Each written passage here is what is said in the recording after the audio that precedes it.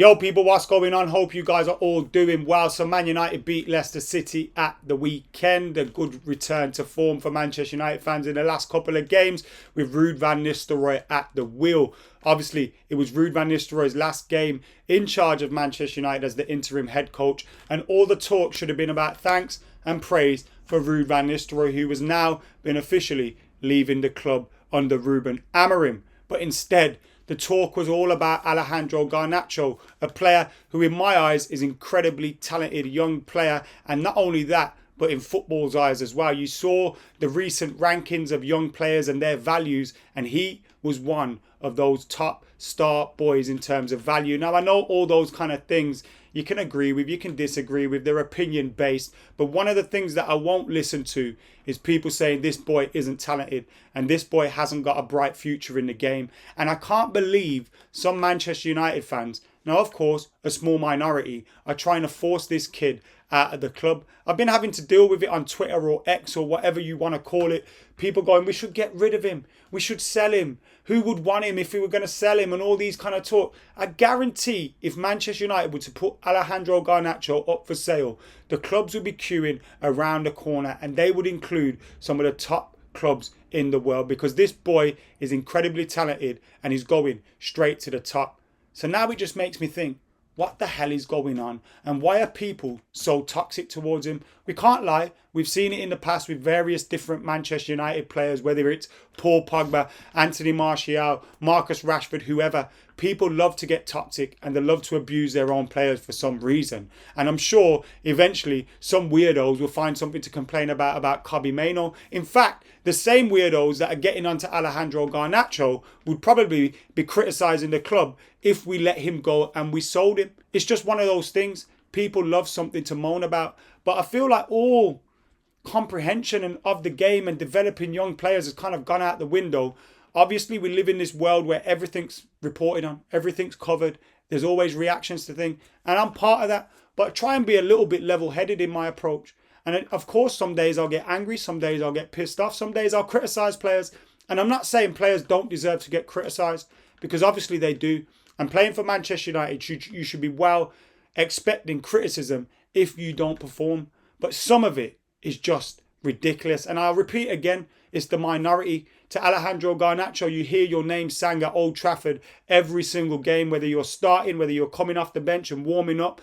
You know, people sing his name. You hear Viva Garnacho belted out on a regular basis. And he should listen to that more than he does those people directing abuse at him. Of course, you're going to get criticism. That's okay. But don't go overboard. And especially, don't go overboard with a player who's so incredibly talented. He's been playing week in, week out now for 2 seasons. And maybe it's Manchester United's fault or Erik ten Hag's fault previously. You know, you can't play these young players week in, week out. You have to be able to give them a rest at times. You know, Kobbie Mainoo out now for 6-7 weeks. You have to manage their game time and their appearances properly and allow them to develop. And I just feel like we're putting so much pressure on this boy who is incredibly talented, and with a little bit of love, a little bit of an arm around him, as you saw the Manchester United players doing as he left the pitch, could go super, super far. And it was good to see, you know, there's a little clip of a young lad sat by the bench singing his name, and he ends up getting his shirt from Alejandro Garnacho. That's the proper love that this boy deserves, because, trust me, I'd hate to see him leave Manchester United. And here's a few stats for you.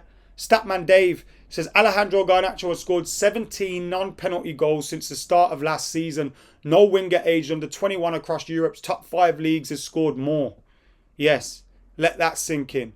A reminder, this is ESPN UK, that none of these players have more goals and assists than Alejandro Garnacho this season. Phil Foden, Bukayo Saka, Kylian Mbappe, Michael Olise, Nico Williams, Rafael Leao. Now look, I think Foden, Saka, Mbappe, or Olise are incredible players. But, you know, you wouldn't see them guys getting the kind of abuse that Alejandro is now getting at the hands of some of his own players. It just doesn't make sense. And it kind of puts his season into context. He scored 7 goals this season. His best season was last season, which was 10 goals in 50 games. He's already on course to be in that. He's already on course for his best season in a Manchester United shirt.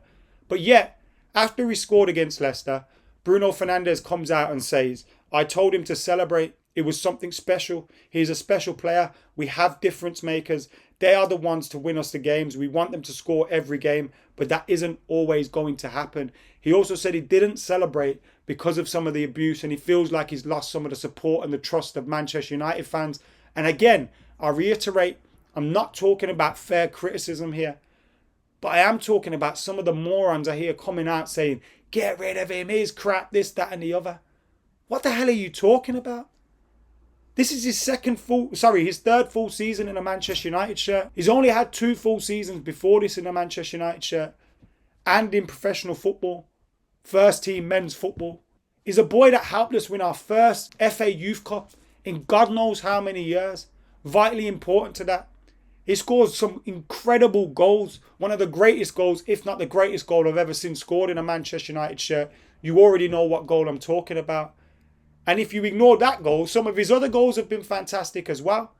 He's also been playing for a team where, some of our experienced heads haven't been performing. Some of our more mature players haven't been performing. The whole team hasn't been performing. Yet him and Kobbie Mainoo have been standouts. Both of them scoring in the FA Cup final that helped us beat Manchester City.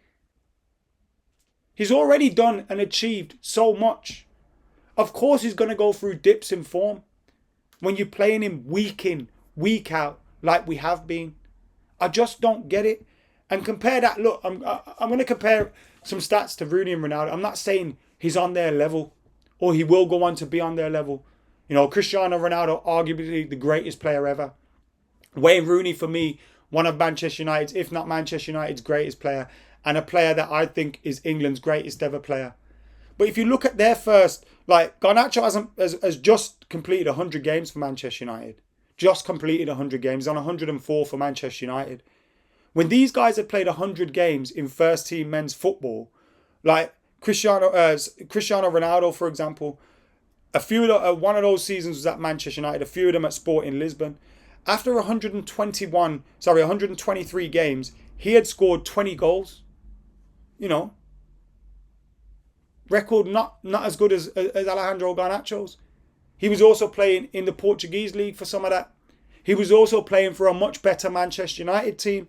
Wayne Rooney, his first 100 games, at Manchester, at first team football. You look at his record in his 77 games at Everton. He scored 17 goals. I know he came through as a 16-year-old, but I'm trying to compare their first 100 games in first team men's football. And then he had 43 games in his first season at United, scoring 17 goals.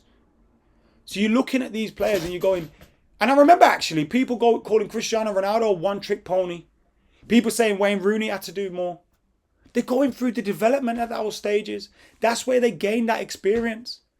That's where they become and develop their potential and hopefully become the full package where all their decision making is correct. I understand criticism, but I just don't get some of this stuff. I really, really don't. What we're trying to do, force one of the best talents out of our club. It makes no sense, man. Get behind him. Get behind him. Watch out. Ruben Amorim, he'll be going in and going, Alejandro Garnacho is one of my main guys. You think he's going to go in and see what some of these idiots are seeing? Oh, this guy's crap. Don't be mental, man. What are we doing here? Doesn't make any sense. Get off his back. Viva Garnacho. Get behind the boys. 21 is coming. See it a bit.